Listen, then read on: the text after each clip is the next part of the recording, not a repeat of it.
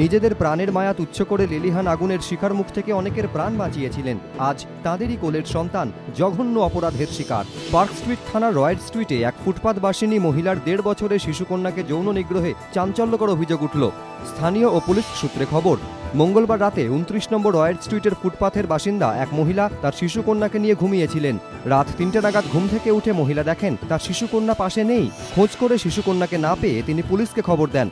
Police আসার পর খোঁজ শুরু হয়। এরপর বাচ্চার কান্নার আওয়াজ শুনে ২৯C রয়্যাল স্ট্রিটে একটি গাছের নিচে বাঁধানো বেদির ওপর রক্তাক্ত ও ক্ষতবিক্ষত অবস্থায় পড়ে থাকতে দেখা যায় শিশুকন্যাটিকে। হাসপাতালে নিয়ে গেলে চিকিৎসকেরা জানান শিশুটিকে যৌন নিগ্রহ করা হয়েছে।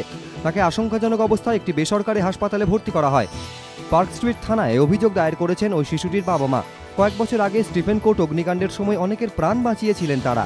সাহসিকতার জন্য কলকাতা পুলিশে চাকরি পান শিশুটির বাবা।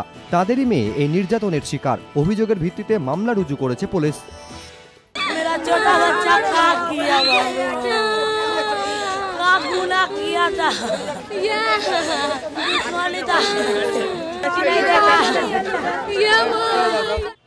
প্রাথমিকভাবে পুলিশের অনুমান, কোনো মানসিক বিকারগ্রস্ত ব্যক্তি এই ঘৃণ্য ঘটনা ঘটিয়েছে। ঘটনার কোনো প্রত্যক্ষদর্শী আছে কিনা তাও খতিয়ে দেখছেন তদন্তকারী অফিসাররা। অন্য ফুটপাতবাসী এবং স্থানীয় দোকান মালিকদের থেকে তদন্তকারীরা জানার চেষ্টা করছেন মঙ্গলবার সন্ধে কিংবা রাতের দিকে কোনো সন্দেহভাজন বা অস্বাভাবিক আচরণকারী ব্যক্তিকে ওই এলাকায় ঘোরাঘুরি করতে দেখা গিয়েছে কিনা। রাজশ্রী দত্তগুপ্ত ও ময়ূখ ঠাকুর চক্রবর্তী, এবিপি আনন্দ, কলকাতা।